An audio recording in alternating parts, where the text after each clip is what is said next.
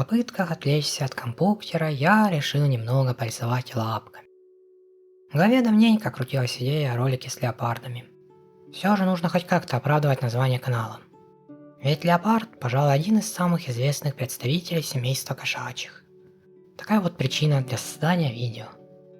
А вовсе не ударивший в голову каламбур. Ведь выразительный внешний вид леопарда прекрасно подходит в качестве примера для рисования начинающим художникам. Чтобы наглядно продемонстрировать схему рисования всего, что хоть как-то связано с леопардами, а также научиться передавать персонажам черты леопарда или любых других объектов, объяснять будет легче всего путем упрощения рисунка, постепенно уменьшая детализацию и, так сказать, степень леопардовости. Для начала, когда вы смотрите на леопарда, что первым бросается в глаза?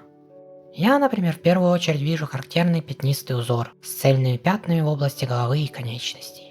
Хотя, похожие узоры наблюдаются у гепардов, снежных барсов и особенно ягуаров, которых без знания характерных различий вполне можно спутать с леопардом. Чтобы не перепутать, ягуар больше по размеру и имеет в центре узора небольшие пятна, а главное обитает в основном в Южной Америке, в отличие от леопардов, живущих в Африке и Азии. Что ж, надеюсь, вживую вы будете сравнивать их только в зоопарке.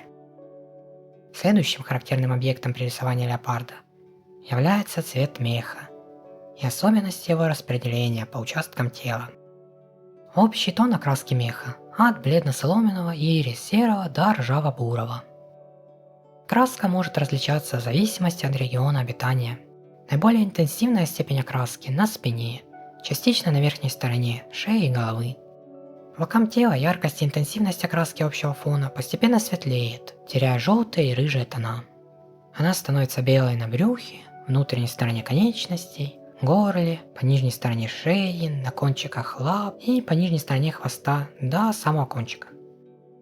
Ну и, пожалуй, другими ключевыми объектами для меня являются глаза с желтой радужкой и круглым зрачком, а также нос и закругленные уши. Вроде много чего рассказал, но на дальнейших примерах можно будет заметить, что количество ключевых элементов рисунка и степень их передачи будет напрямую зависеть от стиля рисования и самого рисунка. Проще говоря, чем больше характерных особенностей передает рисунок, тем более реалистичной будет рисовка. Например, дальше я решил уменьшать степень леопардовости, нарисовав в фигуре персонажа. Справа я перечислил уже упомянутые ключевые элементы леопарда: пятна, окраска, глаза, нос и уши. Главные элементы на то и главные, что указывает на то, что без них у вас не выйдет нарисовать леопарда. Разве что в стиле поп-арт или модерн. Современное искусство слишком современное для моего понимания. Честно говоря, первый раз рисую чисто антропоморфного фури. До этого мои персонажи были в более мультяшном стиле. Но все-таки полезно иногда расширять кругозор. Все же немного непривычно рисовать такого персонажа. Для меня главной сложностью является степень передачи животного. Например, для прорисовки тонких эмоций, поскольку у животных мимика менее выразительнее, чем у людей. Поэтому приходится вносить правки в форму головы, уменьшать детализацию на месте рта и немного менять глаза. С формой тела все значительно проще, поскольку основа часто человеческая, и отличия могут возникать только при прорисовке рук и ног. Ну и может иногда в других местах, которые являются ключевыми элементами определенного животного. Например, плавники акулы или крылья бабочки. Но при этом все пропорции все равно будут близки к человеческим. Наличие одежды также упрощает рисование, поскольку не приходится ломать голову над анатомией. Что, где и как расположено и какого оно цвета. Одна из тех ситуаций, когда цензура упрощает работу над рисунком. Как можно заметить, на рисунке я стараюсь передать ключевые черты леопарда, но поскольку некоторые элементы приходится менять, например глаза и рот, то передавать их как черты леопарда нет смысла. И хотя доля реализма уменьшается, но благодаря передаче главных особенностей, таких как пятна и окраска, сохраняется леопардовая основа персонажа.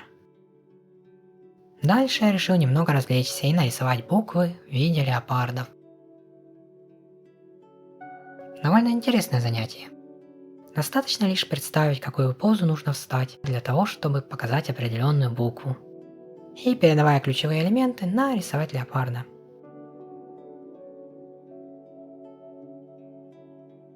Для мультяшного персонажа далеко не обязательно в точности передавать особенности. Достаточно самого факта их наличия в рисунке. А вот уже более детальные примеры рисования простых леопардов, которые также подойдут тем, кто только начинает рисовать.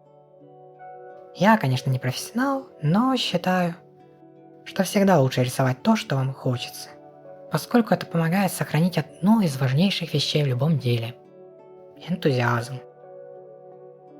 Различные техники рисования, передачу цвета, света, легче всего отрабатывать на том, что вы хотите рисовать. Это хотя бы гарантирует, что вы не забросите рисование спустя пару недель. Но все же не зря вначале так часто рисуют яблоки, груши и другие вкусные вещи. Все же понять цвет и свет легче на повседневных объектах. Хотя лично я бы в таком случае сошел с ума. В целом, понимание ключевых особенностей объекта рисования позволяет нарисовать его в любом стиле. Конечно, при этом также нужно знать особенности стиля. Покажу на быстром примере леопарда в стиле кубизма, поскольку подход к рисунку в этом направлении стремится больше передать суть объекта, а не его внешний вид. Плюс, особенность стиля хоть немного мне понятна. Передача объектов через призму простых геометрических фигур, различных плоскостей и необычных перспектив, зачастую используя приглушенные цвета. К сожалению, записать не вышло из-за особенностей захвата движений при записи в Крите.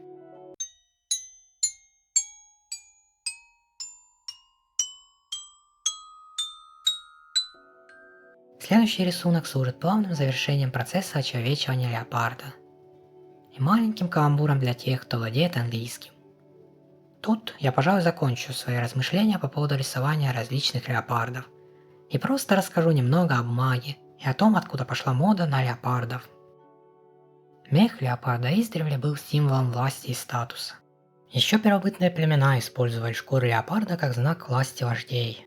Спустя тысячи лет тенденция так и не поменялась, пока в 1947-м Кристиан Диор не представил леопардовый принт в своей коллекции одежды, что подняло популярность узора в массовой культуре на новый уровень. В 70-е годы леопардовый принт начал вызывать двойственную ассоциацию. С одной стороны, это признак роскоши и гламура, а с другой – символ бунтарства и уличной моды, особенно среди панк-культуры. В этот период леопардовый принт начали активно использовать не только в женской, но и в мужской моде, также в различных субкультурах. Заметка. В СССР леопардовый принт не обрел особой популярности в народе. А вот после развала леопардовый принт, как и другие элементы западной моды, получил широкое распространение на просторах СНГ. Его часто можно было встретить на одежде, обуви, сумках и аксессуарах. Немного о бумаге. Как можно заметить, рельеф у нее довольно своеобразный, но скажу сразу, она вообще не подходит для рисования акварелью, как указывает производитель. Хотя плотность 200 грамм на метр квадратный, что не очень много, но толерантность к воде у данной бумаги ощутимо ниже аналогов. Небольшое количество влаги легко вызывает деформацию, а при рисовании акварелью на ней довольно быстро появляются катышки. Рисование гуашью бумага тоже не очень терпит, хотя в этом случае ситуация получше. Казалось бы, акрил будет подходящим материалом, но тут вовсю проявляется основная изюминка бумаги – ребристый рельеф поверхности. Нормально нанести краску – та еще задача. По вине мазков краска не попадает во впадины, что, впрочем, нормально. Наверное, и так задумано производителем. Но только в половине. Цельность покраски пропадает, поскольку в одних местах видно белые ребра, а в других нет. Что лично мне не очень понравилось. Зато для рисования карандашами это довольно интересный материал. Опять же за счет текстуры. В данном случае я использую акварельные карандаши. У них и цвета ярче, а при желании они легко размываются чуть влажной кистью. В этом случае бумага выдерживает. Хотя в процессе ее все же может немного деформировать или скрутить. Но это вполне исправимо. Интересно, для кого мода 90-х ассоциируется именно с леопардовым принтом? Ведь первым делом можно вспомнить пышные прически или норковые шапки. Можете написать в комментариях. На этом, пожалуй, все. Всем спасибо за просмотр.